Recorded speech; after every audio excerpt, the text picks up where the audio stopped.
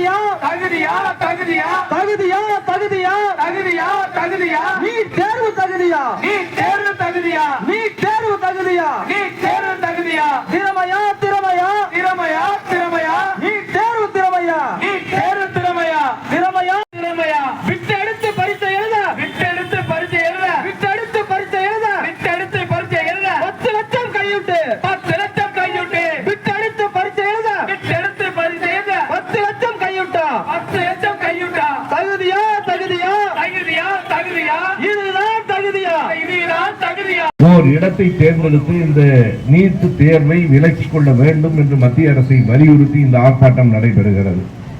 இந்த நீட் தேர்வு ஏன் விலக்கிக் கொள்ளப்பட வேண்டும்? இந்த குரல் தமிழ்நாட்டில் அது அறிமுகப்படுத்தப்பட்ட நாளிலிருந்தே இருக்கிறது. இன்றைக்கு இன்னொரு செய்தி தான் இன்றைக்கு நீட் தேர்வு விலக்கு என்பதும் இங்கே இருந்து தொடங்கிட்டு இன்றைக்கு எல்லா இடங்களிலும் கேட்டுக்கொண்டிருக்கிறது. என்ன காரணம்?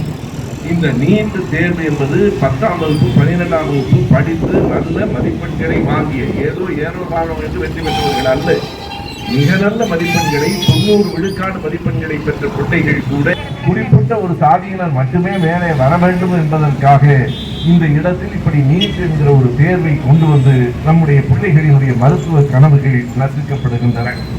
இதுதான் தகுதி, இதுதான் திறமை. அந்த தகுதி அவையெல்லாம் மதிப்பற்ற என்கிறா. 12ஆம் வகுப்பில வெற்றி பெறுவது தகுதி இல்லையா? அது திறமை இல்லையா? தகுதியும் திறமையும் இல்லாதவர்களெல்லாம் 1200க்கு 1176 மதிப்பெண்களை அனிதாவை போல வாங்கிவிட முடியுமா? அனிதா யார் என்பதை இந்த நாட்டின் மக்கள் உணர வேண்டும்.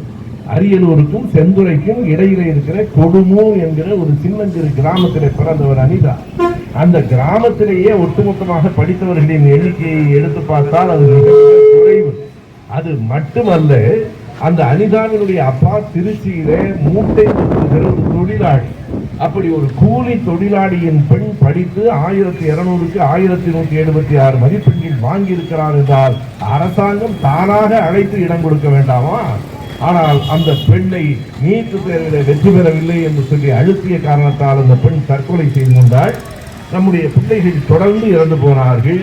இன்றைக்கு அந்த நீட் தேர்வின் லட்சணம் நாடு முழுவதும் தெரிந்திருக்கிறது. பணம் கொடுத்து வினாத்தாள்களை வாங்கி இருக்கிறார்கள். நம்முடைய முகமது ஹசன் அவர்கள் சொன்னது போல 67 பேர் 220க்கு 720 வாங்கி இருக்கிறார்கள். எங்காவது நடக்குமா? இருவர் அப்படி மதிப்பெண்களை வாங்கியது சென்ற ஆண்டுகளில் நாம் பார்த்தோம்.